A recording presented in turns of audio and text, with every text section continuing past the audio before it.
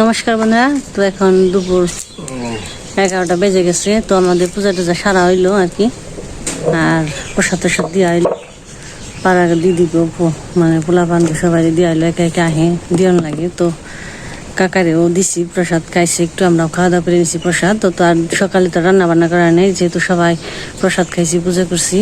তো এখন 11টা বাজে, তো রান্না বান্নার কাজ শুরু করে দিছি। তো আজকে কাকা রান্না করবো। তো এই যে কাকা আমার সাথে, আমি কাকা তো রান্না করবো আজকে। তো কাকা তো যেহেতু পূজা করা হয়েছে, মাছ তো মোটেই না, তো নিরামিষ, শাক ভাজি, করলা ভাজি, মাসকলাইর ডাল, নিরামিষ তরকারি।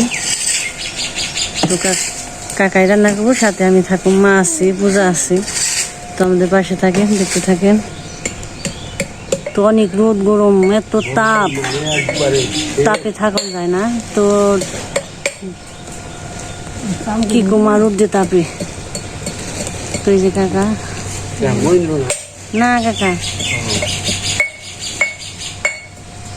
অনেক তাপ, অনেক রোদ, রোদ্রে মানে খালি কোয়া কথা নেই।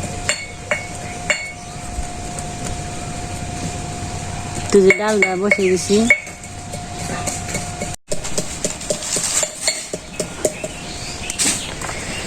তো জায়গায় দিয়ে হয়েছে।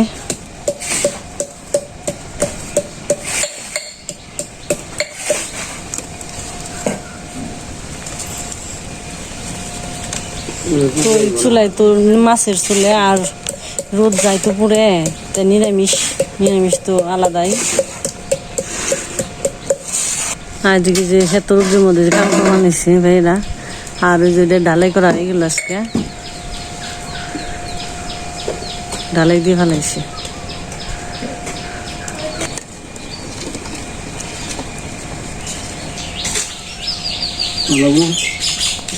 হয়েছে হয়েছে বোন কবিতা, কবিতা হয়েছে বাগজান, আমার ব্যয় আছে বড় এটা, তাও হয়েছে। তারপরে আমি দেখেছি আমরা আবার ব্যক্তি বাগ জানি, খালি আমার বড় বোন যেটা আছে ওটা খালি ঘুরে দিচ্ছি, আর ব্যক্তি বাগ জানি। তো বন্ধুরা আমাকে ডাল হয়ে গেছে, আমি নিরামিষ দিছি, কষ্ট হয়েছে। আমি চিনি না,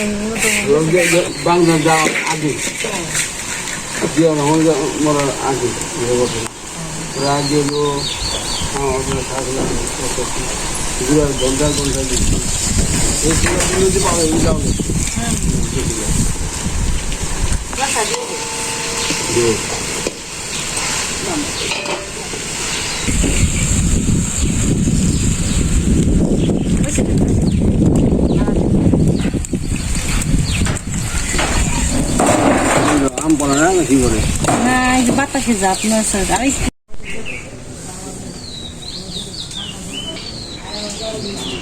তো বন্ধুরা আমাকে রান্না বান্না হয়ে গেছে। তো বসে গল্প করে বানিয়েছি। তো কারেন্ট থাকে না, চার্জের ফ্যান দিয়ে যেটুকু হেজিরি বেনছে, তখন খাওয়া দাওয়া করা হয় ওই জায়গায় আজকে।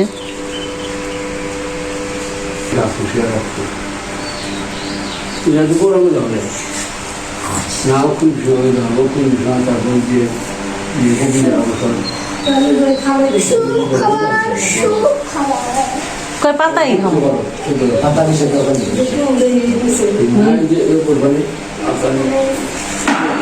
আমি কইছি তাহলে থালি দে, নিরামিষ থালি আমার কাছে। ওই যে ই দিয়ে বইব আমাকে মতো, ওই যে হেপুর দিয়ে বইব। তো না, তো খেবেনছি বইছে ওরা কথা, পূজা মা, পূজার বাপি তো কাকা, কাকা তো অরিজিনাল আসলে মাছ খায় না, নিরামিষই। তো ঠাকুরদের একটু কষ্ট করণ লাগে। তো যারা হিন্দু সম্প্রদায় তারা তো জানেনি, তো নিজে হাতে রান্না করে খাওয়া দাওয়া সবচেয়ে ভালো, তাই করে কাকা এখন পর্যন্ত ধরে রাখছে।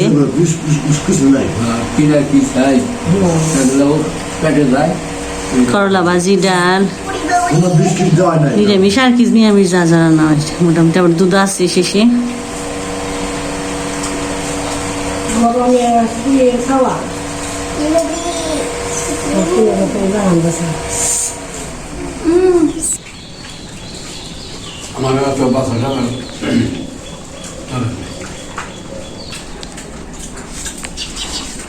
ফ্যানের চার্জ হয়ে গেছে গা।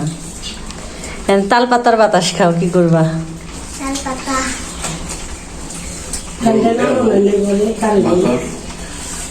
তো বন্ধুরা খাওয়া দাওয়া করে নাও, তার আবার ফিরে আহি। তো আবার দেখা হবে একটু পরে।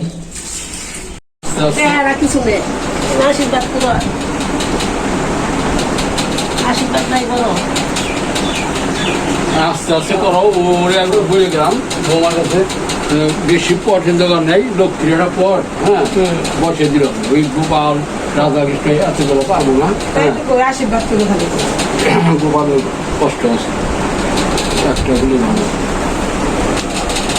আশীর্বাদ করে আরে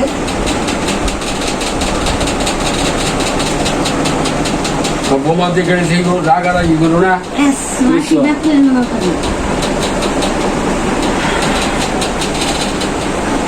যেমন আমি যাই ওই আসি, ওর নাম জানি কি সুদের ভাঙে থাকে, আমি নিয়ে আসি। হ্যাঁ দেখে ভালো নাকি দেয় বিদায় দেবি। তো বন্ধুরা কাকারে যাবেন সেখানে জায়গা দিয়ে হাইটু। তো বিকেলে গেছে গা, কাকা আবার যাইব গা।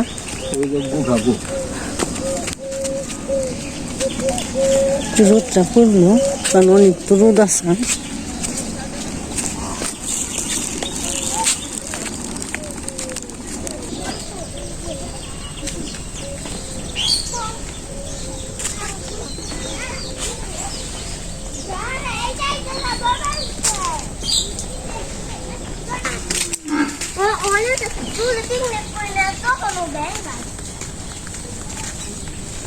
ঠাকুর বিদায় দিয়ে তার যে সব কাজ সারা হইলো, গরু বাছুরি ঘর দুয়ের পরিষ্কার করে হইলো, আর সন্ধ্যা গেছে গা।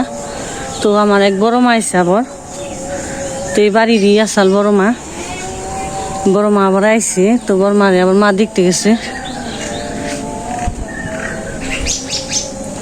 তো ওই যে পূজার সন্ধ্যা থেকে বেঁচে।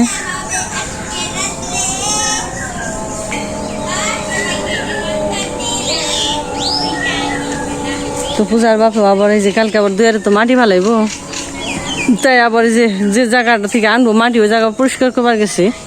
তো আমি পরিষ্কার করে থুই আহি। তো কাজের তো আসিস না, আবার দুপুরেও তো কাজ করন যায় না রৌদ্রের মধ্যে। তো একটু বাতাস তো নেই, তো হালকা পাতলা আছে, আর একটু ঠান্ডা মানে রোদের তাপটা একটু কমছে আর কি। তাহলে এই ফাঁকা দিয়ে আমি একটু ওই জায়গাটা পরিষ্কার রাখি। তাই কালকে মাটি আনতে এই ঘরে দেখি কি আইনু।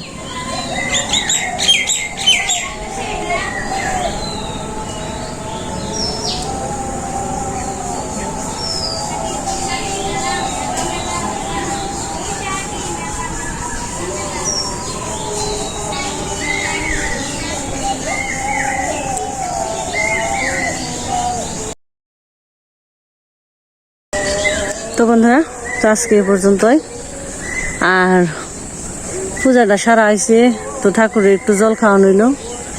তো পরে একটু আশা আছে, তখন আপনাদের সবারই নিমন্ত্রণ হইল অগ্রিম। তো 8 দিন মানে 1 সপ্তাহ আগে জানিয়ে দিব। তো আপনারা যে যেখান থেকে থাকেন তো আমাদের বাড়িতে আসবেন। আর সবাই ভালো থাকবেন, যে গরম সুস্থ থাকবেন, আমাদের পাশে থাকবেন।